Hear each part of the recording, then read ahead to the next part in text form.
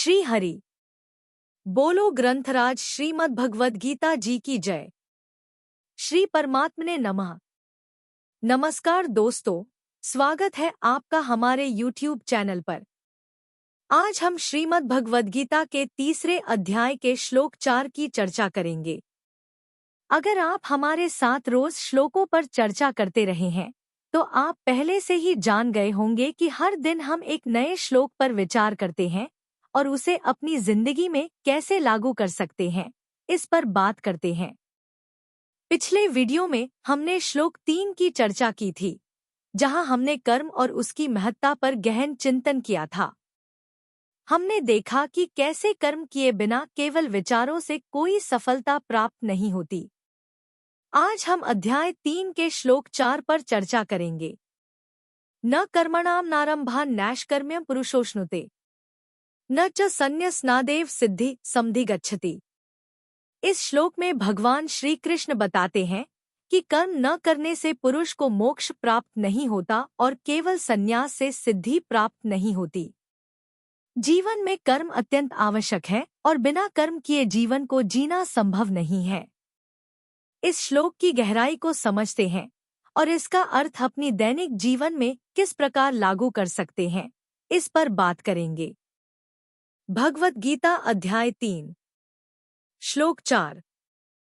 किसी भी निष्ठा की सिद्धि हेतु कर्मों का स्वरूप से त्याग करने का निषेध। श्लोक 4।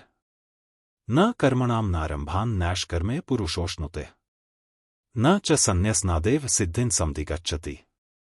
उच्चारण की विधि।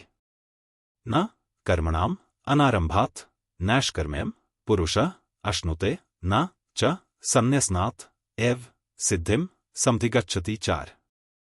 परंतु किसी भी मार्ग के अनुसार कर्मों को स्वरूप से त्यागने की आवश्यकता नहीं है, क्योंकि पुरुषः अर्थात मनुष्य, न अर्थात न तो, कर्मणाम अर्थात कर्मों का, अनारंभात अर्थात आरंभ किए बिना, नैष्कर्म्यम अर्थात निष्कर्मता को यानी योग निष्ठा को, अश्नुते अर्थात प्राप्त होता है, च अर्थात और, न अर्थात न, संन्यसनात् एव अर्थात कर्मों केवल त्याग मात्र से, सिद्धिम अर्थात सिद्धि यानी सांख्य निष्ठा को ही, समधिगच्छति अर्थात प्राप्त होता है।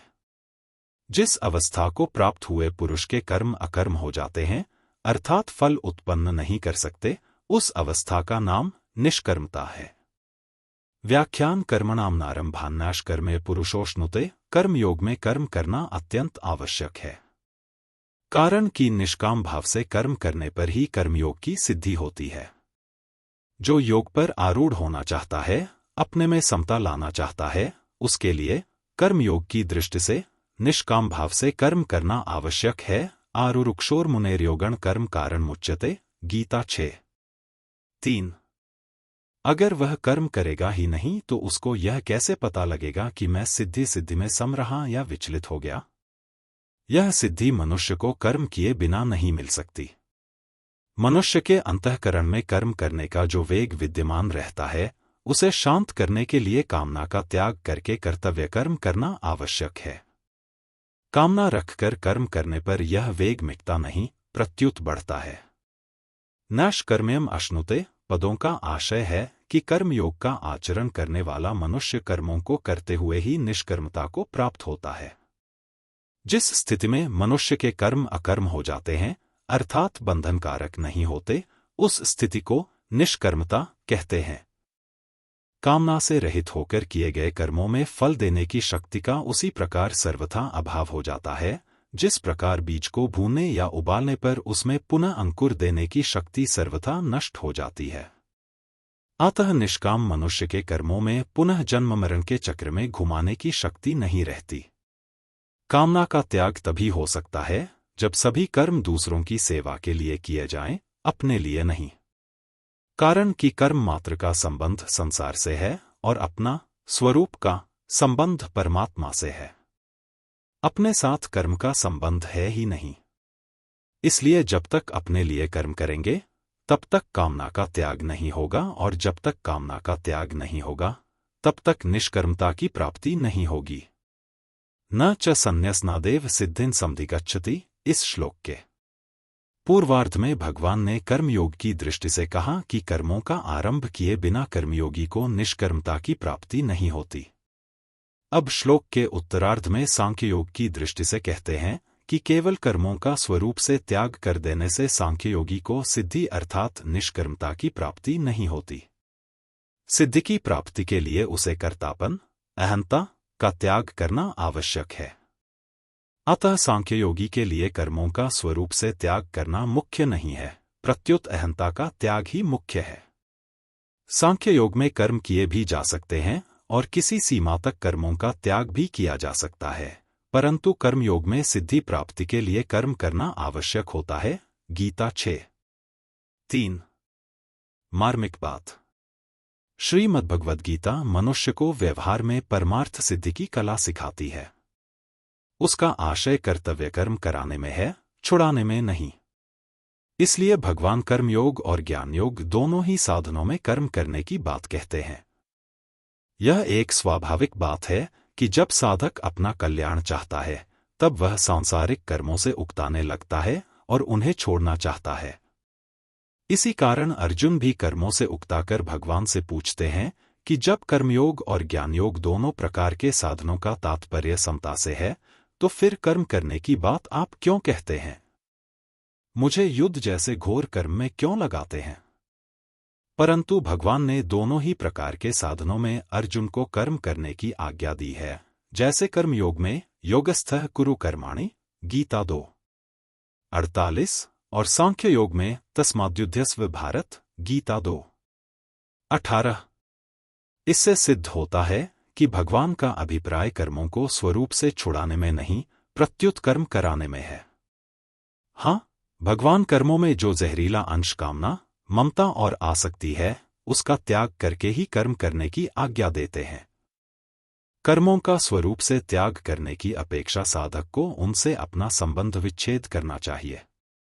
कर्मयोगी निस्वार्थ भाव से कर्म करते हुए शरीर, इंद्रियां, मन, बुद्धि, पदार्थ आदि को संसार की वस्तु मानकर संसार की सेवा में लगाता है और कर्मों तथा पदार्थों के साथ अपना कोई संबंध नहीं मानता। गीता 5वें अध्याय का 11वां श्लोक। ज्ञानयोग में सतसत के विवेक की प्रधानता रहती है। अतएव ज्ञानयोगी ऐसा मानता है कि गुण ही गुणों में बरत रहे हैं, अर्थात शरीर, इंद्रियां, मन, बुद्धि आदि से ही कर्म हो रहे हैं।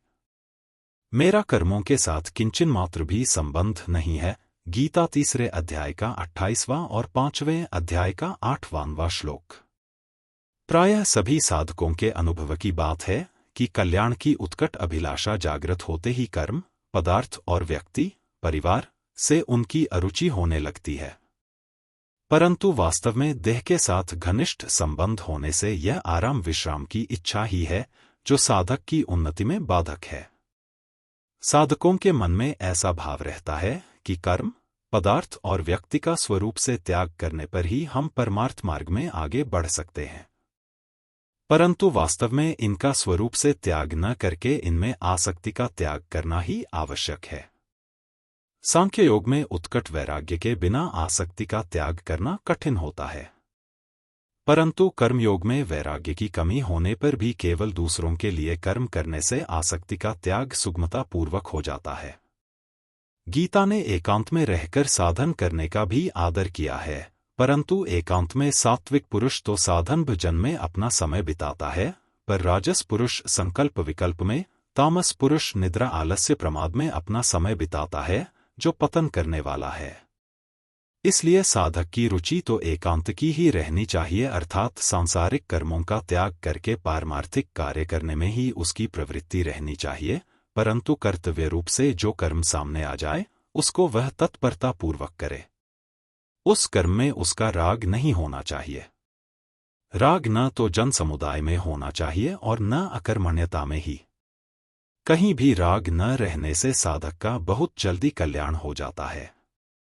वास्तव में शरीर को एकांत में ले जाने को ही एकांत मान लेना भूल है, क्योंकि शरीर संसार का ही एक अंश है। अतः शरीर से संबंध विच्छेद होना अर्थात उसमें अहंता मता न रहना ही वास्तविक एकांत है।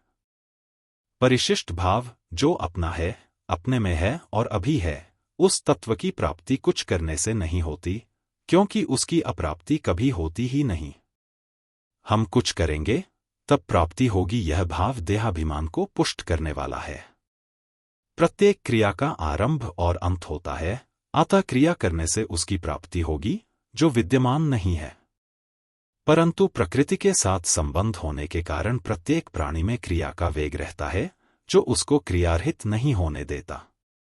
क्रिया का वेग शांत करने के लिए यह आवश्यक है कि जो नहीं करना चाहिए उसको न करें और जो करना चाहिए उसको निर्मम तथा निष्काम होकर करें, अर्थात अपने लिए कुछ न करें, प्रत्युत केवल दूसरे के हित के लिए ही करें। अपने लिए करने से क्रिया का वेग कभी समाप्त नहीं होगा, क्योंकि अपना स्वरूप नित्य है और कर्म अनित्य है। अतः निष्काम भाव से दूसरों के हित के लिए कर्म करने से क्रिया का वेग शांत होकर प्रकृति से संबंध विच्छेद हो जाएगा और सब देश काल आदि में विद्यमान परमात्म तत्व प्रकट हो जाएगा, उसका अनुभव हो जाएगा। कल के वीडियो में हम श्लोक 5 की चर्चा करेंगे, जिसमें श्री कृष्ण यह समझाएंगे कि कोई भी व्यक्ति क्षण मात्र भी बिना कर्म किए नहीं रह सकता। इस श्लोक का गहरा प्रभाव हमारे जीवन के हर पहलू पर पड़ता है, तो कल इस पर गहन चर्चा करेंगे। दोस्तों, अगर आपको हमारा यह वीडियो पसंद आया हो तो इसे लाइक करें और चैनल को सब्सक्राइब करना न भूलें। हमें कमेंट्स में बताइए कि आपने आज के श्लोक से क्या सीखा। साथ ही कल के श्लोक की चर्चा में आपसे मिलेंगे, तब तक के लिए धन्यवाद। खास ऑफर, अपना लर्निंग शेयर करें और 100 लाइक्स पाएं अपने कमेंट पर। इसे अपने दोस्तों और परिवार के साथ शेयर करें और 100 लाइक्स प्राप्त करें, ताकि आपको 2 महीने का YouTube प्रीमियम मुफ्त पाने का मौका मिल सके। धन्यवाद और फिर मिलेंगे एक नए ज्ञान के साथ। बोलो ग्रंथराज श्रीमद् भगवद गीता जी की जय। जय श्री कृष्ण।